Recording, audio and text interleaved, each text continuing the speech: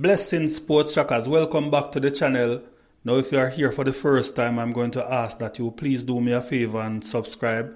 And after you have subscribed, please ensure that you hit that notification bell so that you will be notified each time I put out a new video.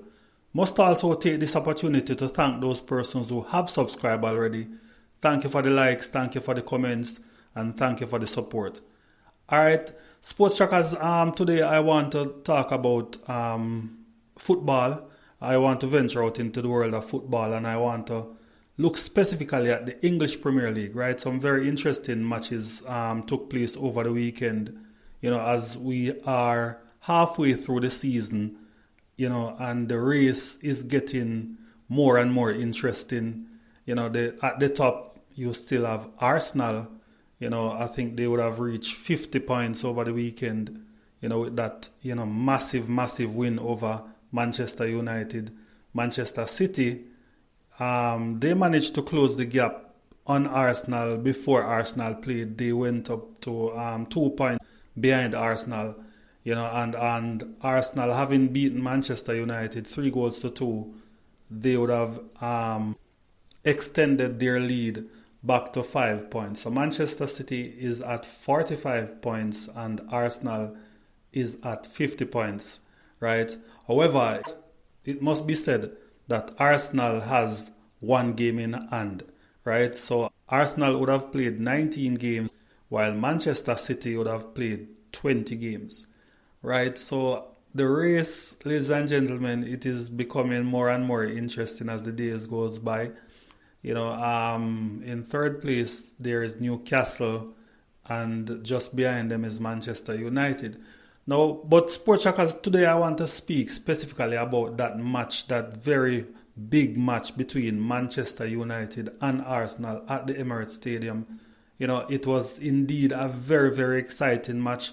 A lot of anticipation before the match, and I must say that the match lived up to expectation.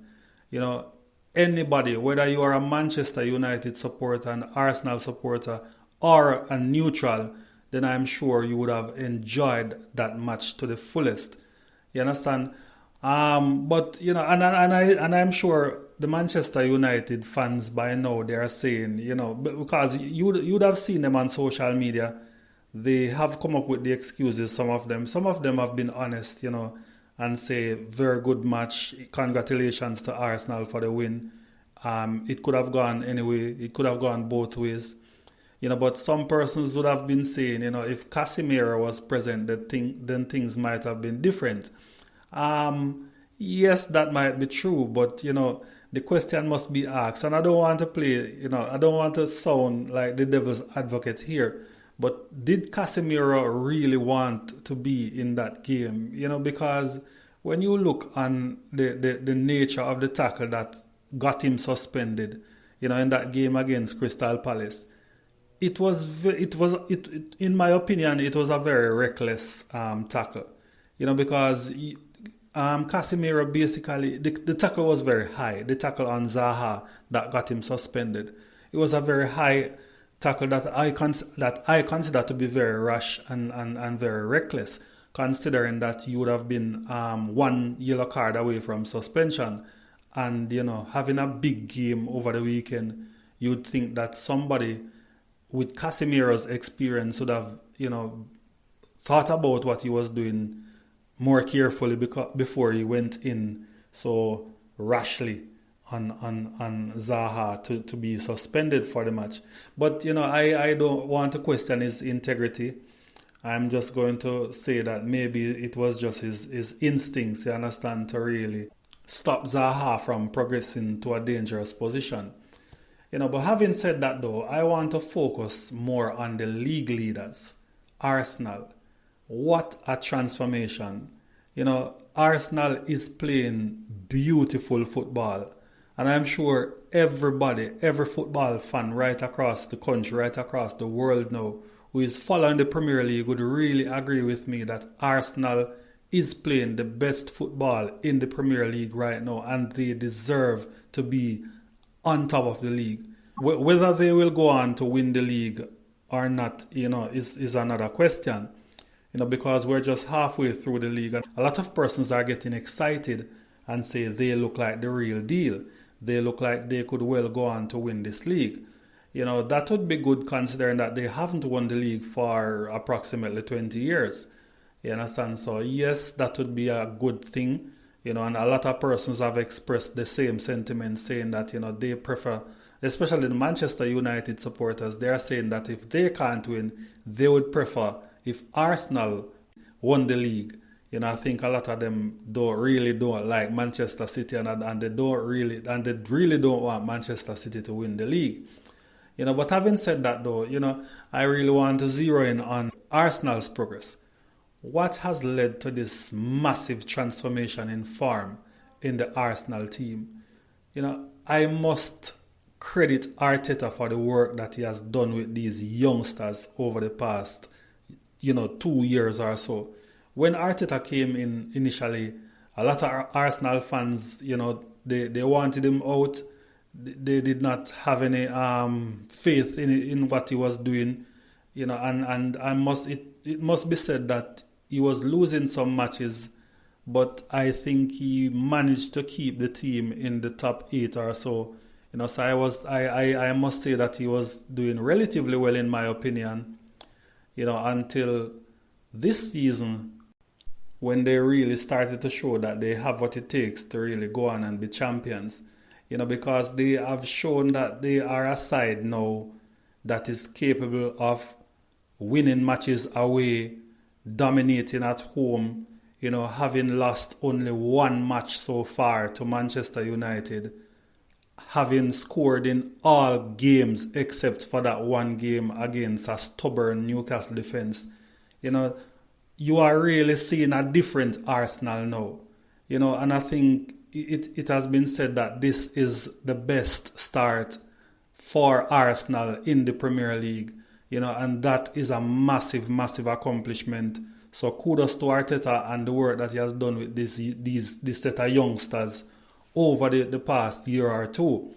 You understand? So I want to zero in rather on, what I think has been the difference with Arsenal this season. Arteta is a good coach. Arteta to me is a good coach. And I really don't want to really knock Manchester City here or Pep Guardiola. But when you look on the form that Manchester City is in now compared to Arsenal, last season Arsenal was basically chasing Manchester City. And now you find that the tables have been turned and it is Manchester City that is doing the chasing. So you really have to wonder, was it Pep Guardiola that was really working the magic at Manchester City, or was it Arteta? Right, so Arteta basically, he would have gone through some amount of scrutiny when he just came in. A lot of Arsenal fans were frustrated with him. He lost a lot of games. Even though he managed to really stay in the top 8 of the table, but a lot of Arsenal fans, Arsenal fans are used to being in the top 4 or so. You understand? So they would have been frustrated with him naturally because they wanted to see their team win games and they were losing a lot of games and games that in their opinion were winnable games. You understand? But, I think Arteta at the time could not manage to really convince his players of what he was trying to do. You understand? I think the players naturally, there was a bit of hesitancy among the players to really buy into what Arteta was saying to them. But I think he has been a good coach. He has very good ideas in my opinion. And he was trying his best to really turn this team around from the minute he came in. But the players took a while before they were really convinced about, Project Arteta. Now, the reason why I am giving Arteta some amount of credit is that, the manner in which he has gone about is this Arsenal job. He came in and he knew who he wanted. there was this rift between himself and Mesut Ozil, because you could clearly see that he wanted to get Ozil out, and he was more interested in a player like Odegaard, for example, when no one saw, what Odegaard had to offer at the time. But now you're seeing where Odegaard has grown, has matured into a world-class player. Odegaard is now a key player in that Arsenal side. You understand? Odegaard, to me, is making some plays that I have only seen, and forgive me for really making this comparison, but Odegaard to me is operating similar to Lionel Messi. He's clearly not at the level at which Lionel Messi is or managed to reach, but Odegaard is operating similarly to Lionel Messi. You understand? The skills, the passing, the precision with his passes, the goals that he is scoring now, nobody can really doubt his ability right now. And I think Odegaard is a key player for Arsenal right now. I think Thomas Partey would have matured, into his role as well.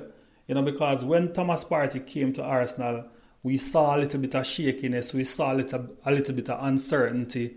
We saw that he wasn't sure of how he wanted to play. You understand? But now we are seeing a more confident Thomas Partey. We're seeing a very skillful Thomas Partey. We're seeing very good defending. We're seeing goals coming from Thomas Partey. And I think all of that is down to Arteta and the belief that his players now have in him. You understand? I'm seeing where Martinelli would have matured as well. I'm seeing where Saka would have matured, and as they are pacey, they are skillful, they are scoring goals, they have vision. There is just immense progress with these two youngsters that I think is really down to Arteta's influence. Granit Xhaka is a player that I also want to comment. Granit Xhaka, you'd have been through the wars with Arsenal. There was a time when Arsenal fans wanted him out. There was a time when he wanted to leave. But I think Arteta managed to convince him that, listen, I want you here at the club. And he managed to keep him at the club. And Granit Xhaka, what a transformation. Granit Xhaka, Arteta has now moved him forward. With Thomas Partey maturing into his role as the defensive midfielder that Arteta always wanted. Showing the qualities of a real monster in defense and a very good passer. Somebody who is linking up with play with Odegaard and Saka and Martinelli up the top and Nketiah or Jesus. I think Xhaka has now gotten the freedom to really go forward more. Link up with Odegaard, link up with Martinelli and Saka. Granit Xhaka has matured. He's now scoring goals. He has always scored the one or two odd goals, but now I'm seeing where he's now popping up in the box, scoring more frequently for Arsenal. And that is another key component to Arsenal's success.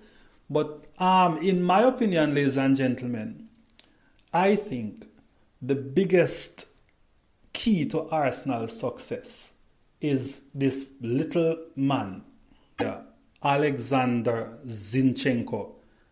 What a revelation this young man has been. Alexander Zinchenko is a massive, massive player for Arsenal. Massive player. I mean, he operates in the wing-back position at left wing-back, but is he really a wing-back? Because when you look on Zinchenko's plays, and especially in that Manchester United match, Alexander Zinchenko was all over the field. His technical ability, his ability to see passes that, no other player can see. Zinchenko is the key component in that Arsenal side. You understand? Because he is not a conventional left back. He is the type of player that likes to drift in the middle.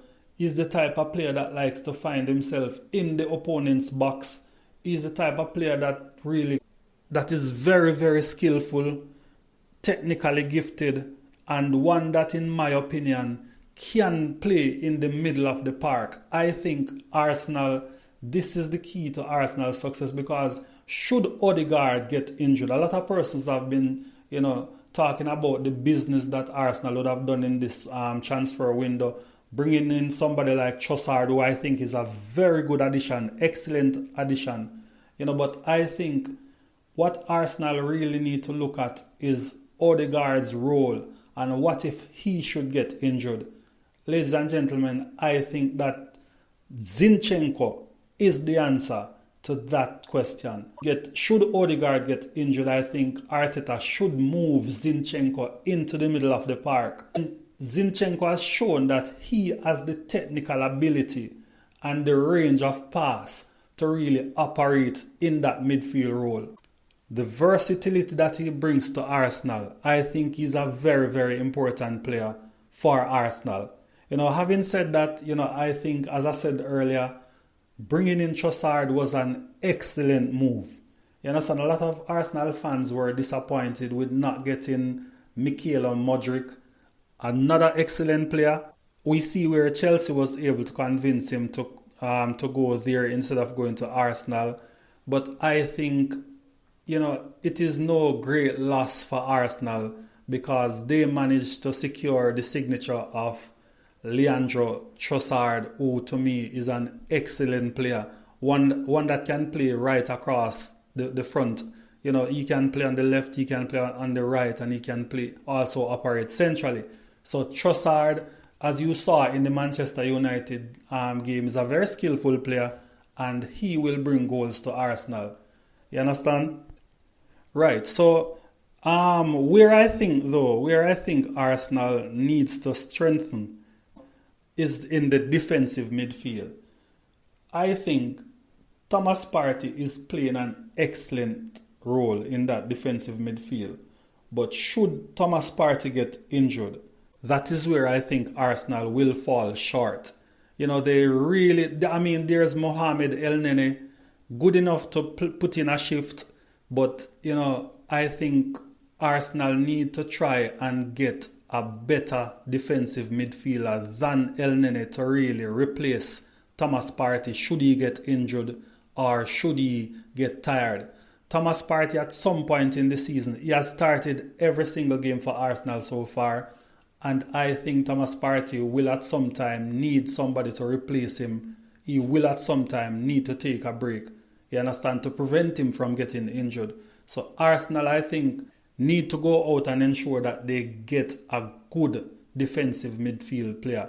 I don't think Lokongo is ready, and as I said, Elneny, yes, he can put in a shift, but you need somebody who is technically gifted, somebody who can tackle, somebody who can move forward and link up with the likes of Odegaard, Saka, Martinelli, and the central striker, So, and I think, having said all of that, sports trackers, I think the dynamism in Arsenal and the balance that Arteta has been able to create, to put together, is the key to Arsenal's success right now. He has a well-balanced team right now, a very, very good balance of players, and I think this team can well go on to win this Premier League title.